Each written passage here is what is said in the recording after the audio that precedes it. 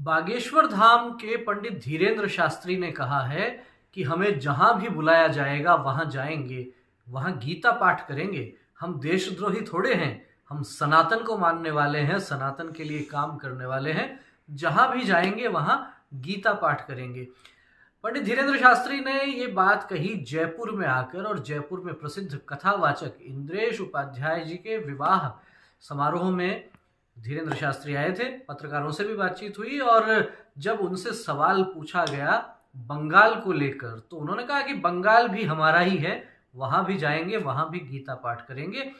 चुनाव से संबंधित जब बात की गई तो उन्होंने कहा कि हमारा किसी राजनीतिक दल से कोई लेना देना नहीं है, हमारा कोई राजनीतिक पक्ष नहीं है और इसलिए हमारा कोई राजनीतिक विपक्ष भी नहीं है, हम तो सनातन के लिए काम करते हैं।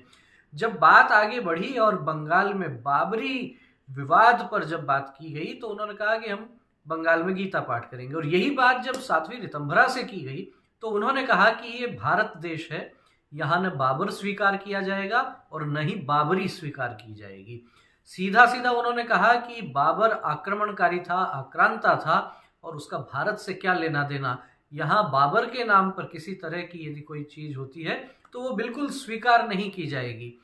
दरअसल हुआ ये कि ये जो बाबरी का विवाद है ये फिर से चर्चा में इसलिए आ गया क्योंकि टीएमसी के विधायक जो बंगाल में है हुमायूं कबीर, उन्होंने कहा कि 6 दिसंबर को अयोध्या में बाबरी ढांचा ढहाया गया था और 6 दिसंबर को ही वे मुर्शिदाबाद जिले के एक गांव में बाबरी मस्जिद की नींव लगाएंगे। और काफी दिनों से ये विवाद चल रहा है। इस विवाद को लेकर तमाम मीडिया रिपोर्ट्स भी आ रही हैं।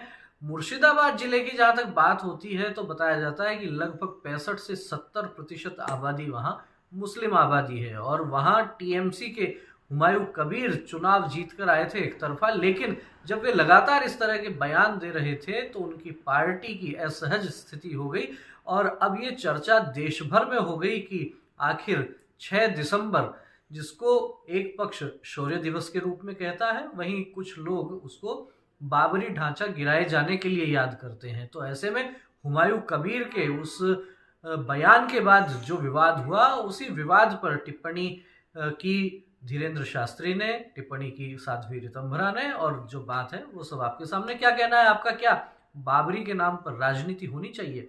क्या बाबरी के नाम पर कहीं मस्जिद बननी चाहिए? क्या कहना है आपका? कमेंट करके अवश्य व्यक्त करवाएं।